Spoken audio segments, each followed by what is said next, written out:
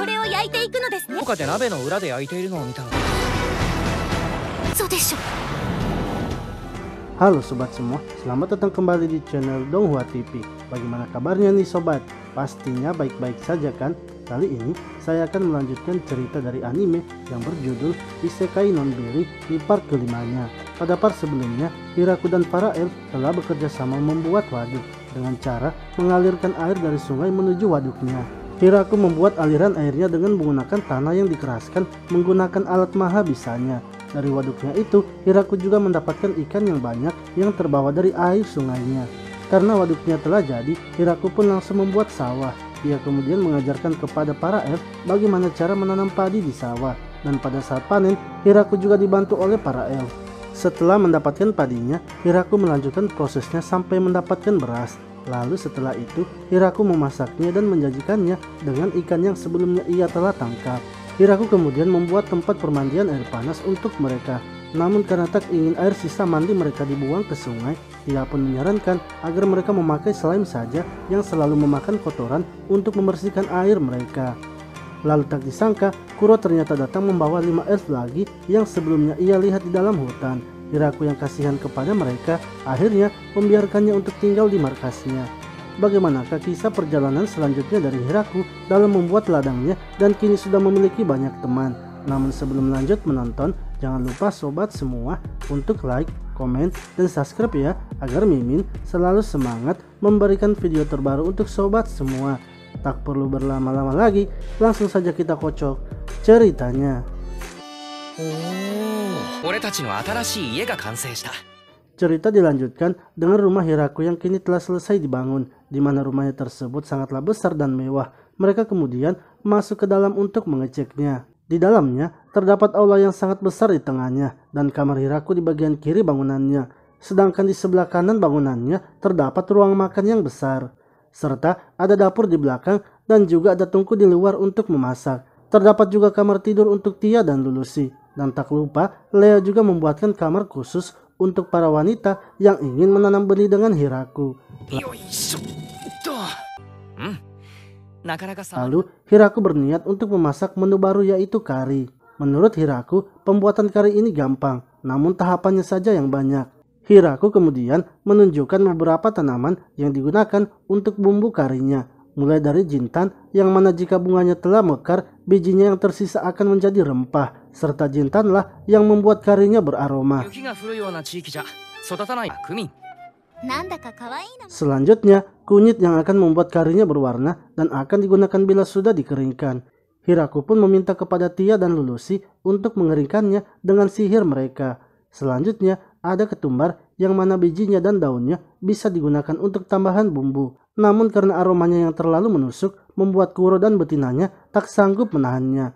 Melihat hal itu, Lulusi dan Tia pun merasa terkejut karena tanaman itu bisa mengusir Kuro. Mereka lalu berencana untuk meneliti tanaman tersebut. Selanjutnya, Hiraku mengambil lada hitam dan cabai merah. Setelah mengumpulkan bumbunya, Lulusi dan Tia ternyata sudah pergi meneliti tanaman ketumbar. Hiraku akhirnya dibantu oleh Lea dalam membuat karinya. Hiraku mulai menunjukkan cara memasak karinya dan mengarahkan Lea untuk membantunya. Para elf dan Kuro kemudian memperhatikan mereka saat sedang memasak. Ketika semua bumbu telah dimasukkan ke dalam, Hiraku pun teringat sesuatu yang ia lupakan, di mana ia ternyata lupa membuat nan. Hiraku kemudian bergegas membuat nan sambil menunggu karinya masak. Mereka lalu mulai membuat adonannya dan setelah jadi, Hiraku pun memanggangnya di atas wajan.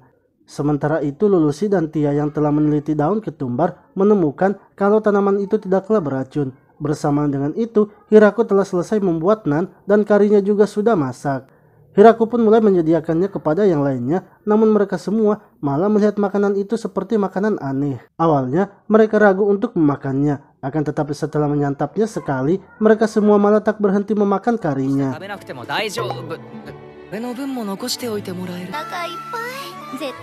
Lalu musim dingin pun kini akan segera tiba dan Hiraku mulai melakukan persiapan menghadapi musim dingin dengan mengumpulkan banyak kayu bakar di ruang bawah tanahnya. Memberikan sabuton kentang yang banyak untuk persiapan hibernasinya. dan mengambil selimut yang telah dibuat oleh Sabuton. Hiraku juga meminta kepada Tia dan Lulusi untuk membuat makanan tahan lama. Daging yang sudah dibumbui diawetkan dengan cara diasapkan. Selanjutnya, Hiraku membuat tempat untuk mengawetkan sayurannya, di mana Hiraku akan memasukkan sayuran ke dalam kotak yang sudah ia tumpuk. Dan di atasnya ditutupi dengan kain, serta di atasnya lagi ditumpukan salju. Kotak di bawahnya dibiarkan kosong guna untuk menampung air yang mencair. Hiraku yang melihat Lulusi menggunakan sihir membuat ia juga ingin bisa mengendalikan sihir. Namun sebenarnya Hiraku beberapa kali sudah berlatih untuk menggunakan sihir. Ia pun tak pernah sekali berhasil menggunakannya. Musim dingin akhirnya tiba, salju pun mulai turun. Karena waktu yang dihabiskan lebih banyak di dalam rumah, Hiraku berinisiatif membuat beberapa permainan seperti catur dan mahjong. Ia dan Lulusi pun mulai memainkan permainannya. Begitu pula dengan Lea dan para elf lainnya. Sementara Kuro dan betinanya memainkan permainan catur. Lulusi yang telah selesai bermain dengan Lea kemudian datang menantang Kuro, namun ternyata ia malah kalah melawan Kuro. Setelah itu Hiraku bermain mahjong bersama Lea, Tia, dan Kuro. Ia pun bermaksud untuk membalaskan kekalahan Lulusi kepada Kuro. Akan tetapi setelah memperlihatkan kartunya, Hiraku ternyata kalah dan berakhir seperti Lulusi. Lalu Hiraku merasa kalau hanya permainan itu mereka semua pasti akan bosan. Ia pun kini membuat satu permainan lagi untuk mereka. Lalu musim semi telah berakhir dan salju pun sudah mulai mencair. Saat mereka bertiga sedang berbicara menentukan menu makan siang, tiba-tiba Sabuton membunyikan alarm peringatan di mana ternyata ada seekor naga yang datang ke tempat mereka.